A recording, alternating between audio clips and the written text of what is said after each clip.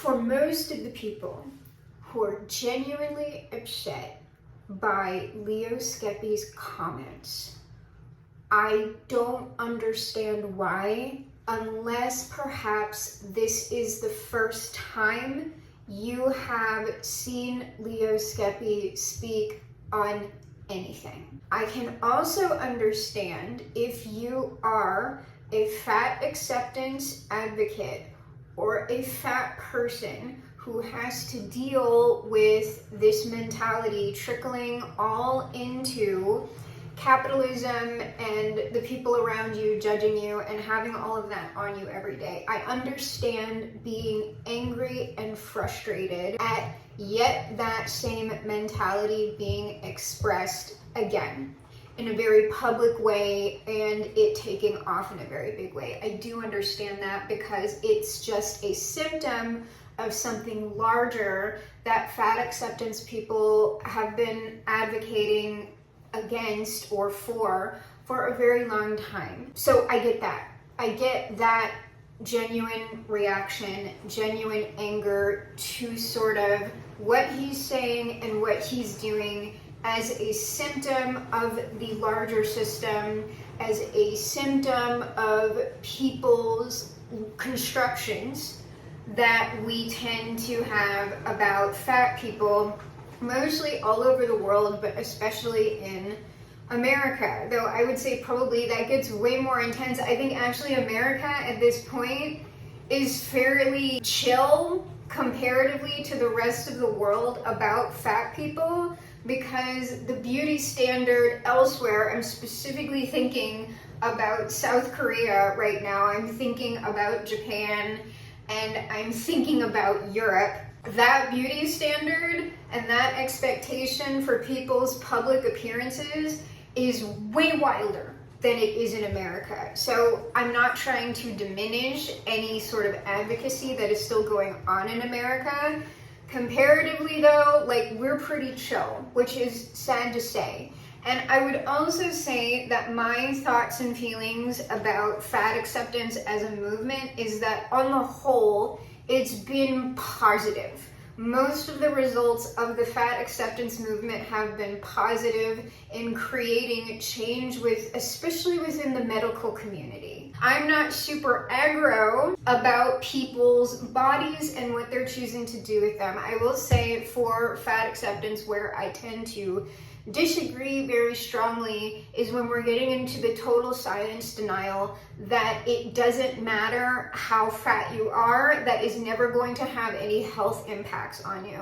That is absolutely not the case. Though what I would also say, based on personal anecdotal experience, right, for myself, people really don't believe that fatness can be not a choice, that there's nothing that you can do about it. I would say that for most of the population, it can be a choice. And I would say if you're making the choice to be fat, if you are part of that larger percentage, that like, if you wanted to do certain things, if you wanted to live your life a certain way, might you be like less fat?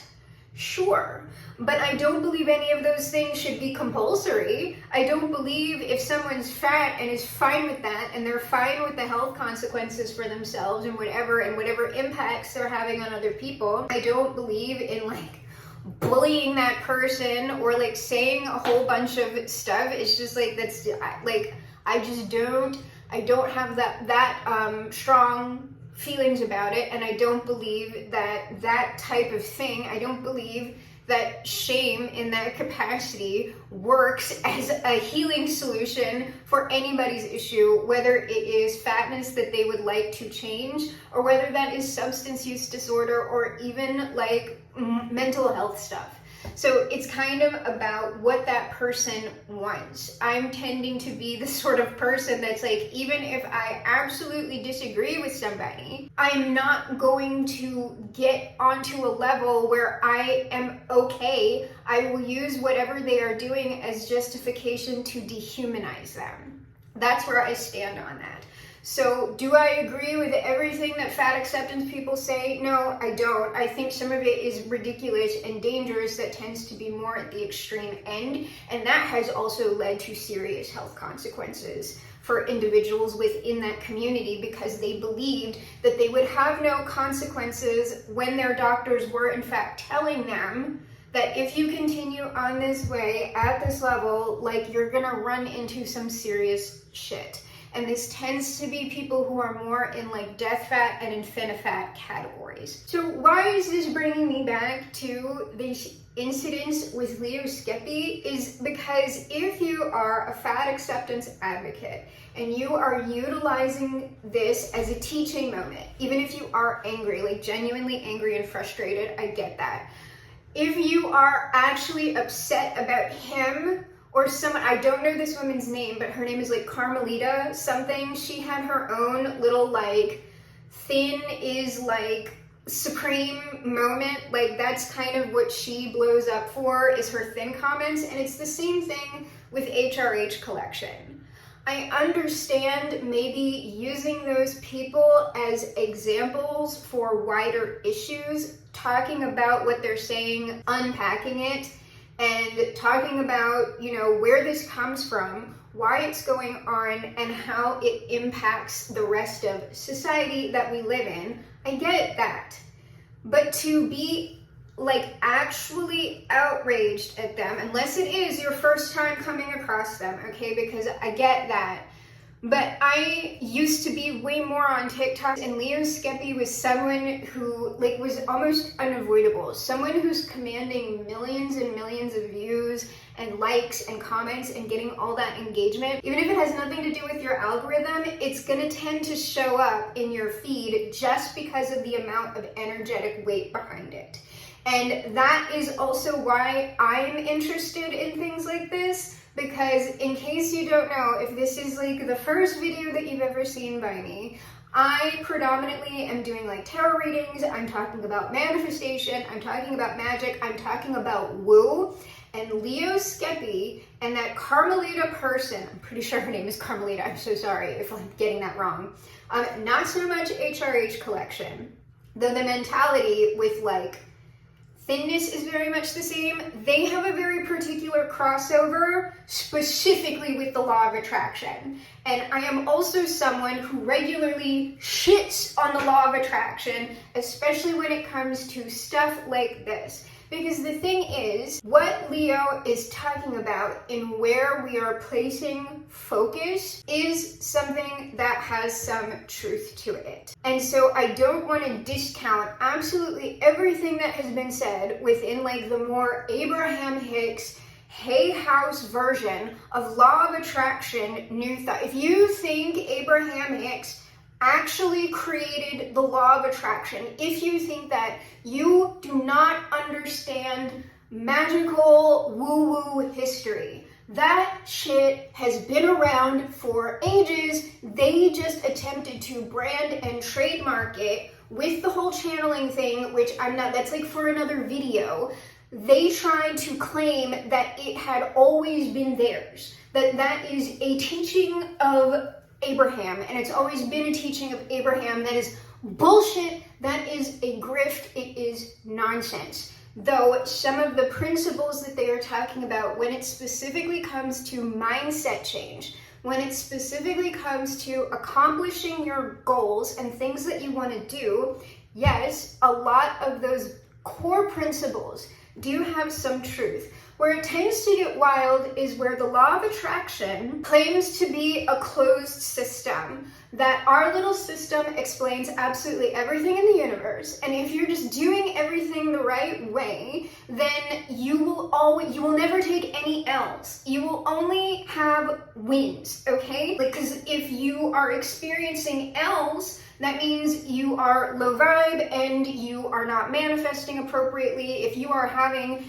any sort of problems with your mental health, like that's just because like you're low vibe and that's your choice and this and that and the other.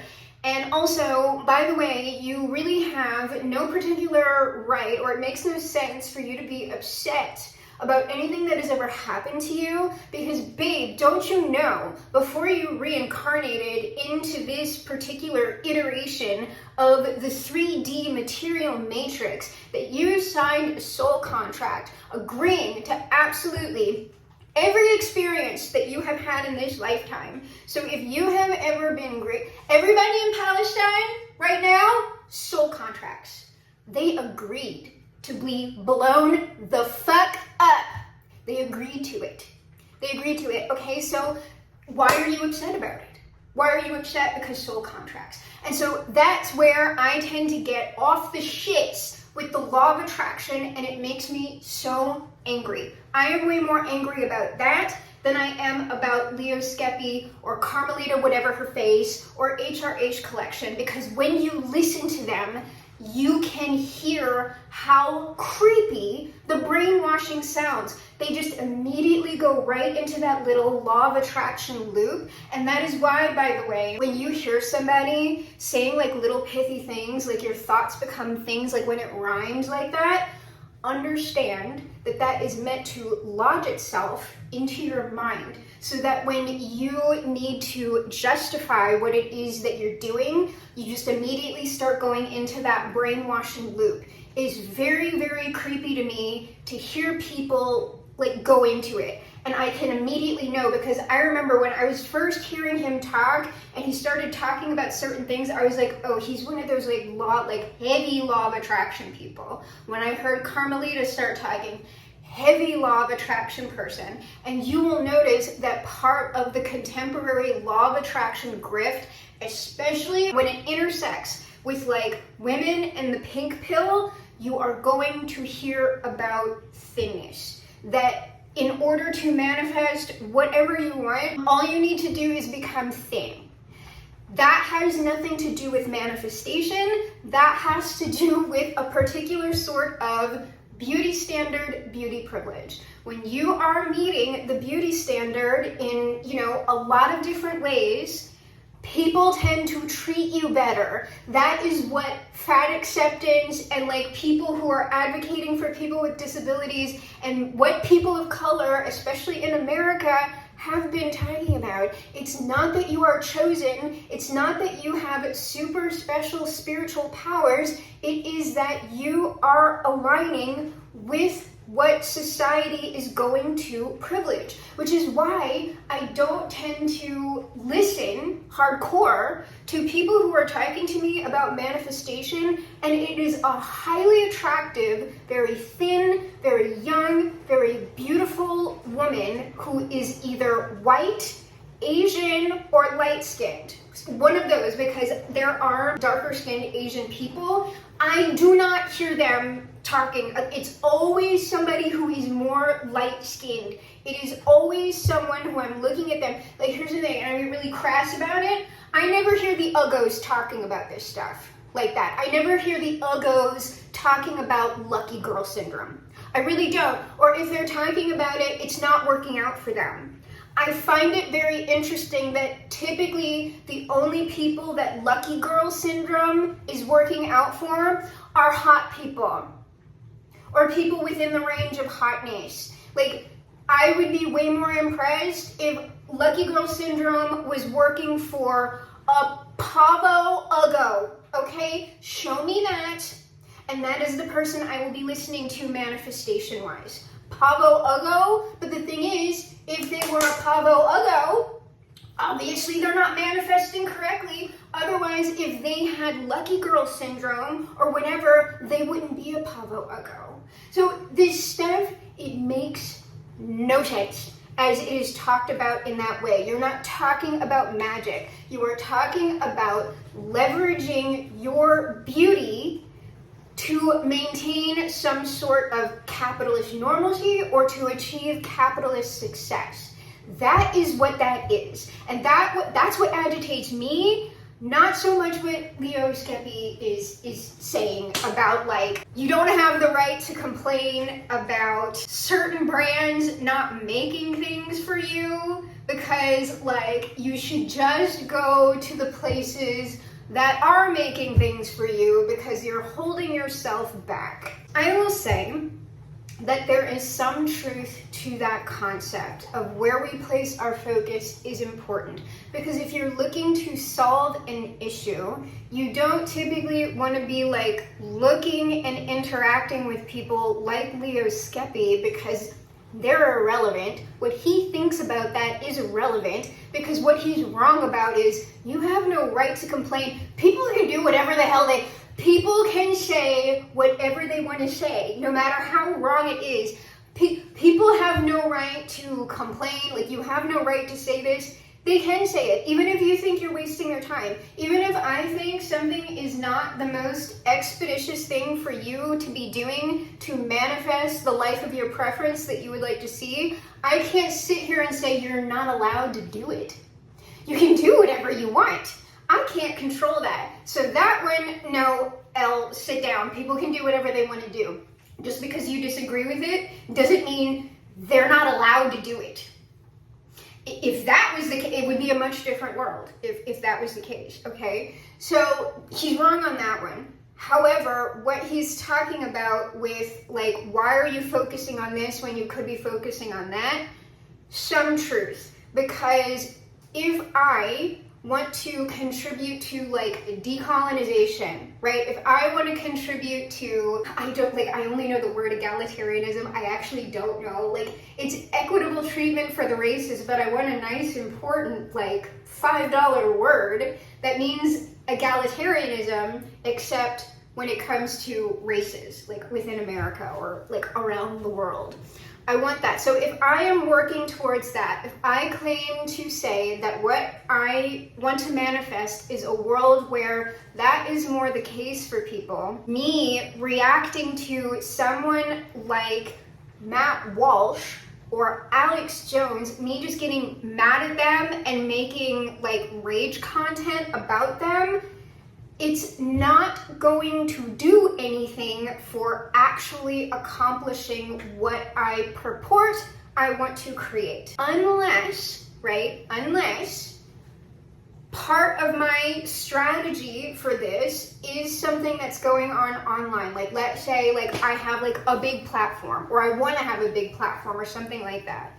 As part of my like making myself more visible, I already know rage content tends to do really well. Drama content tends to do really well. On the internet, low vibe manifestation is king. So you already know with these law of attraction people, they're full of shit if they're telling you you can't manifest what you want with low vibes. You absolutely can. And you can manifest very quickly on the internet with low vibes. What seriously high vibe content does super well in the algorithm? It doesn't happen. Every so often we get something very, very wholesome that tends to be mid-tier content. And not because the content isn't good, it's because that's not typically what the beings want to see. The beings love blood sports. The beings love verbal violence. And so if I'm aware of that and I'm looking to make myself more visible, then part of my content strategy could be every so often reacting to Matt Walsh and Alex Jones, and then while the rest of my like platform is way more about like education and things that actually have more weight to them. And that's kind of the majority report strategy. They have their people that they tend to go after and make fun of, like Tim Pool and all the examples. They don't really talk about Alex Jones because he's pretty irrelevant now, but they'll do Jordan Peterson or like Brett Weinstein or whatever. They'll go after them and people like them to like jump themselves up for the drama content. But then like I would say it's almost like, I would guess like 60-40 for them. It's 40% like kind of garbage, like we're just gonna talk shit about this person and it's low hanging fruit. And then it's 60% actually educational content, but when you look at it, it's the 40% that does the best. And that's not on them. They are playing into that. I don't know that they could really form a strategy that would like break that down, right? So that we wouldn't be having to do like this sort of nonsense. But it doesn't seem like that is what the majority of people really want. People might claim to want certain things, but it's actually not the case. People might claim that, like, oh yes, I'm for this, I am for that. But then if you check that browser history, if you really see them behind closed doors, it's not always true. And so I am more interested in this from a goofy law of attraction standpoint and how that tends to intersect really toxically with issues of especially weight and also mental health. But as far as actually being mad at people like Leo Skepi and Carmelita What's-Her-Face, no, I am not mad, because you can tell, like, I don't know if people are surprised by these comments, is what I'm saying, because back in the day when he would pop up on my feed, and it was only ever on TikTok, like now he's going to be popping up because I'm running my mouth about him. He's going to be all over my feed. Look at that, manifestation in action. If I chose not to talk about him,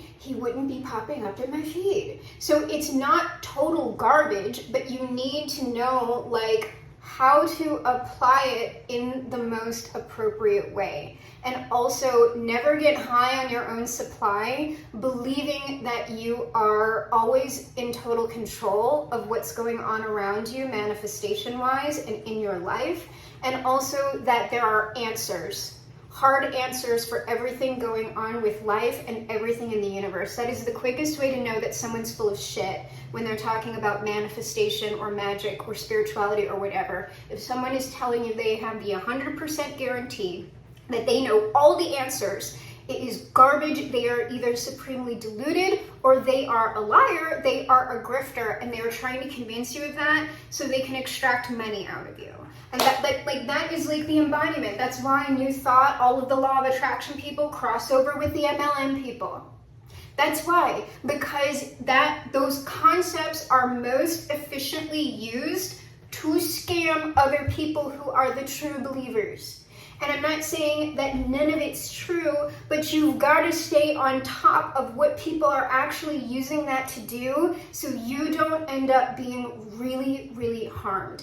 And by the way, that is not your fault if you did get involved with something like that, because until you see somebody talking about that very directly, who is perhaps not like a total debunker, who is not someone that's like, oh, all of this stuff that they're talking about, it's all shit. Nothing's true about it. I don't believe that. But I believe that, like, depending on who it is, like, it can be used in toxic ways and it can be used in very positive ways. So you have to know what the toxic stuff looks like and what it sounds like so you don't, like, run into the same thing in the future. And it's all well and good me talking about all of this, but to agree with something that Abraham Hicks has often said, experience tends to be the best teacher. Most people aren't going to believe you until they have a direct experience. And then they'll be like, oh, right, this person did say something. But that's just kind of the nature of things. So Leo Skepi saying what he is saying, I remember seeing him like years ago and being like, oh, this person, like, seriously, the most militant law of attraction people cross over with the most militant, like, fat hate people typically. The reason why that happens is, like, people, their first manifestation using, like, law of attraction or New Thought principles tends to be changing the body. And the body tends to be, for a lot of us, the thing that we have the most agency over. Our personal selves, our personal choices. So that initial manifestation serves as this, like, confirmation bias that if I just apply A, B, C, and D, then it will always happen for absolutely everything. What I can do, what I can accomplish with my body, I can accomplish that within social media, I can accomplish that with business and whatever. The truth of that being, if you are taking consistent action on something and you simply don't care how people are responding to you and how you're affecting other people with what you're doing and saying, you're just going straight through like that, yes. yes, you will tend to have some sort of results, some sort of manifestations, because not only did Leo get his with his form, his body, he also got a lot of reinforcement via social media by, yes, being himself. He's like a funny person, he's a charismatic person, and he is kind of like an I don't give a fuck person. He's also, from my perspective, a very handsome person. Okay, so all of that combined means that he is going to do very well within like a performative career, which he is doing. That doesn't mean that he's like super intelligent in like all aspects and on all subjects. Pretty much no one is. And so when I was watching him, it was very obvious to me that he was a hardcore like body status person, that he hardcore really did not prefer himself being fat. And when like this stuff tends to cross over with like body superiority, people who are very, very invested in like symbols of class status and wealth. So that is the body, that is intellect, that's intelligence, it's education. It is also material displays of things. Like he's always like got the gold. I believe it's like Versace. I don't know that he likes Gucci very much. I remember him like doing a lot of Versace, very big into the name brands and like showing this off, showing off his body, showing off his muscles. That is all a display of a particular sort of status. I believe he is also a gay man. That is like hardcore, a lot of the most toxic stuff that I have observed within the male, like the gay men, within gay men, a lot of like their beauty standards and everything like that tends to be like an aggressive illness a lot of the time. There is so much like men have to be looking this way, like no fat people, only white people, only like it's really nasty in certain areas, and that's not the case across the board, but that is the most toxic aspects of that community, and I would say that is probably directly affecting him. And not to mention when people get super invested in like the type of social media that he is doing, it's sort of like, it's a lot of clout stuff, it's a lot of clout performance, and that is his choice. It's just that in watching all of this, in seeing the people who he is choosing to surround himself with, and how he has been displaying himself, and multiple things, it doesn't even take that long listening to him. When you see someone who like very much enjoys their own like pettiness, enjoys their own cruelty and things like that, you can kind of just go, oh, okay, like I can't know things for facts about that person, but I can make some rather healthy assumptions about them. And he has never been hiding any of this. It's the same exact thing with HRH Collection and Carmelita. It's just what tends to happen is like one day something they say about like thinness and how like fat people are the dregs of society tends to just blow up in the algorithm, and then a lot of new people see them and you just didn't know that they've actually been saying that. Most people who you are seeing blow up at a certain point within the algorithm, they've been saying what they've saying for a long time, or there have been hints of what they are actually thinking and feeling for a long time. It's just that you maybe have not been able to detect it. For me, it's like right there. And both Leo and Carmelita were both formally, like I wouldn't like, on the scale of fatness that we are using now, they were larger than they were. Especially looking at like Carmelita, like to me, they were never like in a range of like, I am disabled because of my body size. I cannot access certain, like clothing, okay, maybe not the clothing that he wanted. So when Leo Skepi was bigger, maybe he couldn't have fit in like Versace or whatever. But I don't believe he was ever large enough to where like access to public spaces like became an issue, and that like he could never find any clothes ever. Like that didn't seem to be either of these people's struggles. They just live in a place, because I'm pretty sure they're both on the West Coast, and I'm like, so once we start getting West Coast, East Coast, right, California, New York, The beauty standard, but y'all should come to the South. Things are messed up here. You like, it's not gonna be any better. I'm just saying. The beauty standard, we don't care as much, okay? Or at least you're not gonna get the same amount of like guff that you're gonna be getting on the West Coast and the East Coast. Gulf Coast, like, we're eating, okay? We're eating and we're wearing the crop tops and we don't care, leave us alone. We're having a party down here, okay? Just like, that's what's going on.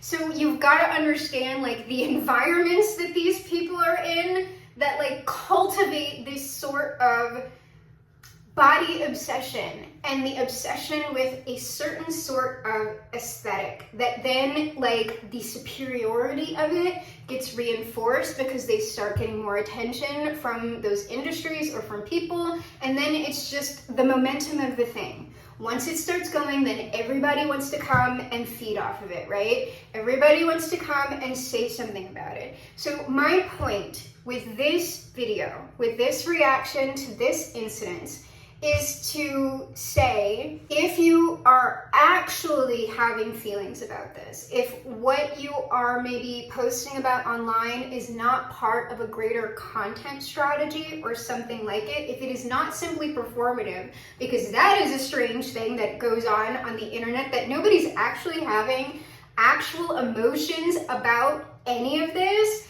Most of it is a performance. Like maybe there's like one or two. Like I believe that Leo Skepi like believes I believe that that was an authentic thing. I believe that that was a genuine expression. I absolutely do not believe that the people who are rage reacting to all of it actually give a fuck. I don't believe it. It's just more content farm stuff. And so when I'm talking about Leo Skepi, I'm not mad at him at all. I'm not particularly distressed by anything he said. Why? Because I actually did exactly what he mentioned in the video. I clocked him. I was like, oh, he's really funny in this way. He's really amusing in this way. But ultimately, I can see from what he's talking about, what he really stands for deep down, at least right now in his life, is this and this and this. All of these things I am not interested in cultivating in my own energy. I don't think it's especially helpful to his own health. That's my personal opinion. His own mental health and the mental health of others within like the wider society. I think it's pretty unhealthy. But the thing is, he's allowed to do that. Just because I disagree with him, I don't think Leo Skepi should shut up. I don't think he should stop making content, and I don't think Carmelita, is it Fox? Maybe I got her name right. I'm so sorry, girl, if you do see this. It's not any. You're very beautiful. Okay, you are very beautiful. You're very thin, and all. You're very cunty. Okay, and I'm using cunty in like the serving cunt. Okay, you are all of that. It's just not my vibe. It's just not my thing, and I think a lot of it's unhealthy. But that is your choice. Go ahead with yourself. And it's the same thing with HRH Collection. I don't think that they should shut up. I don't think that they shouldn't be making content. I think that within the world that we live in, there is a certain amount of personal accountability and personal responsibility that we have to take about what we are consuming. And so Leo Skepi never shows up on my feed. He's gonna show up now. But he never shows up on my feed because I clocked it and I went, that's not for me. I'm pretty sure I blocked him on TikTok. And for what I tend to talk about on YouTube and what I tend to watch on YouTube, his stuff doesn't show up.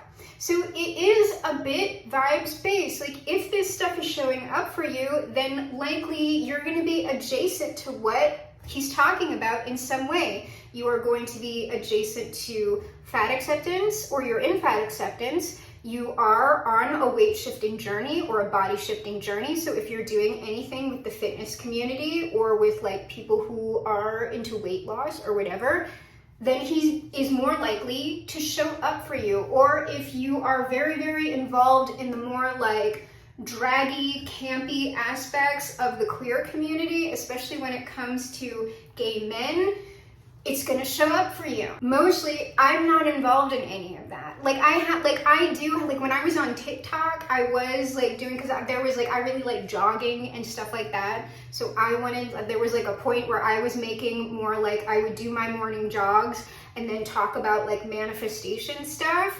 But I found that making that content actually interfered with my, my enjoyment of movement. It put pressure on me doing the jogs every day, which discipline isn't a bad thing, but like I jog because I like to jog. I enjoy doing it. I'm not trying to force other people to do it, but a lot of times when people are considering trying something out, trying out jogging, trying out walking, a lot of what they'll do initially is find people who look more like them, who are actual real people and not fitness models, who are making like running and fitness and well-being content. And it's like, oh, that person looks like someone I can listen to and actually be motivated by, because the gap between me and them is not so far. And so that's like part of what is really wonderful about things like TikTok, especially because it's not so much with YouTube and Instagram. On TikTok, you can find people who look way like closer to a real, and when I say a real person, obviously you fitness models and you muscle mommies and daddies and all of you like very, very slim, gorgeous yoga people, you are all real people, but you're not, or at least you're not performing regular. You are performing aspirational. And while what you are performing on social media is not technically reality, there is a choice. Like if I met you in person, I don't doubt that you look as good as you look, unless you are like doing something weird like with filters and stuff like that. Typically when I see someone who's very, very fit on social media, probably there's not that much of a gap between what they look like on camera, unless they're doing something wild with the editing, and what they look like in real life. But the thing is, that's not my lifestyle. It's never gonna be my lifestyle, and it's not gonna be most people's lifestyle. When somebody's making the choice to shift their weight up or down for their own aesthetic reasons or for their own health reasons, it is usually not to the extent that someone who is creating aspirational content to be consumed, to make sales on social media, they aren't ever going to even get near that realm. And probably they don't even want to, unless they have fallen into the realm of Delulu, believing that like if they just I gotta say it right now, an HRH collection was real with y'all, y'all got mad at her. And she was telling y'all the truth. I don't appreciate most of what HRH collection says, but she told y'all the truth about these people and y'all got mad.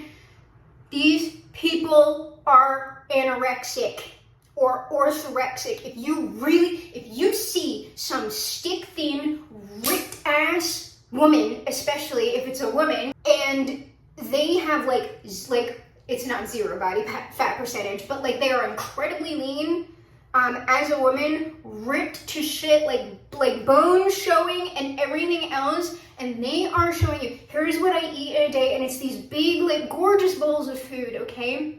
Massive portions. That is a lie. Please don't buy into that. If you want to look at that and go, oh, that's very beautiful, I would like to make that recipe because I would just enjoy making that recipe and incorporate it, yes, into my fitness lifestyle, as long as you are not buying into the fact that that is actually what that person eats every single day, regularly, fine. If you are buying a meal plan from that person and you're going, oh gosh, like, why am I not like 2% body fat? Right now, I'm eating all of the recipes very regularly. That's your problem. They are lying to you about the amounts they are eating, or if they are not lying to you about the amounts they are eating, they are lying to you about they're lying about that, or they are lying about the extent to which they are exercising. And it's all purging. They're either not taking it in or they are purging. I'm sorry, there is no other way. Just like the reverse, okay? There is no possible way, okay? There are some medications, but the medications that are doing this for very, very large people are medications that are like compelling. It's almost impossible to ignore the drive to consume with these medications. That is a real thing. That is a real thing. And if a medication can do that, someone can be born with their brain wired a certain way where it is almost impossible for them to not eat. I have had experience with that with a particular medication. It was like they had prescribed it to me, my rheumatologist prescribed it to me for an off-brand, it was some sort of antidepressant, but the reason why it was prescribed to me was because there was an off-brand use as a sleep aid, and my rheumatologist was trying to get me to get more sleep, because that's like my biggest issue right now is consistent, like unbroken sleep. It's not happening for your girl, okay? It's just not happening. And the moment I went on that, I was having dreams, chronic dreams about eating sandwiches, bread, donuts, like in my sleep.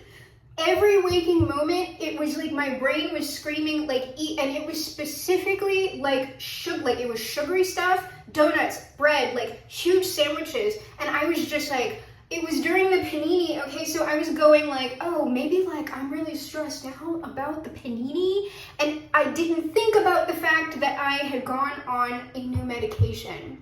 The moment I transitioned off that medication, it was like an on-off switch. And I was actually concerned because I was just like, I'm not eating anything. And it was because the medication screwed with that hunger cue so badly that I essentially went from eating everything to nothing. And I don't care what anybody tells you. Meditation would not have fixed that. It was an incessant something going on in my brain going, do this, do this, do this, do this, do this.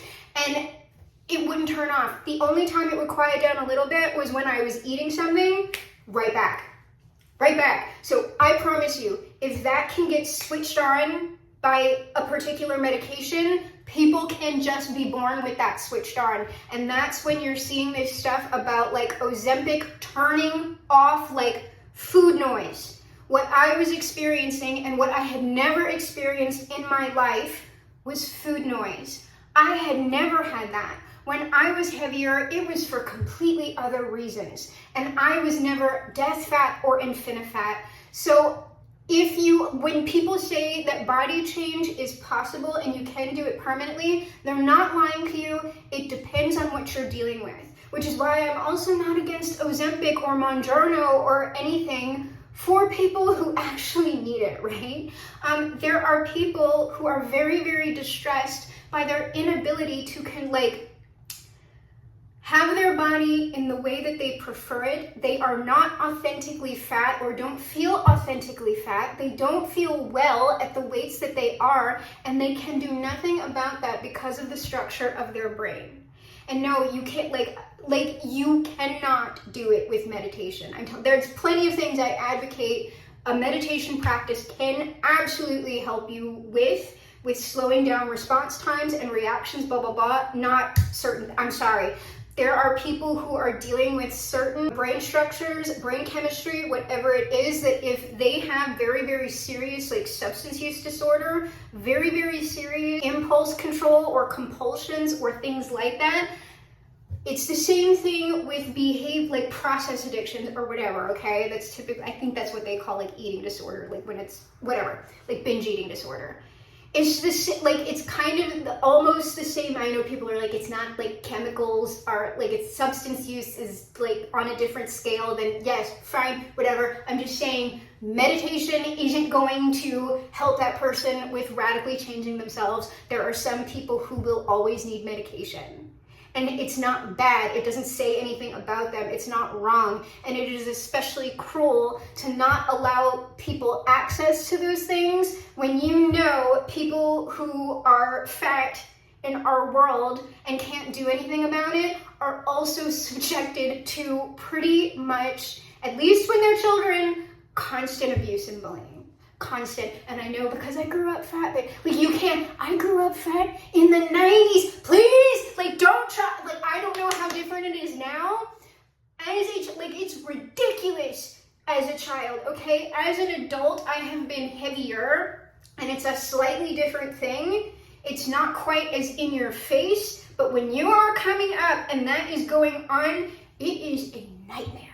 It is an unending, constant nightmare, and if there was something that prevented anybody from going through that, whether that is radical societal change or some sort of drug that just magically like poof, and like you're skinny, I'm good with it, because I don't think anybody should be subjected to that. But that's just me. And so that's why I'm not mad at these people. I'm not mad at these people because they tell you up front exactly who they are.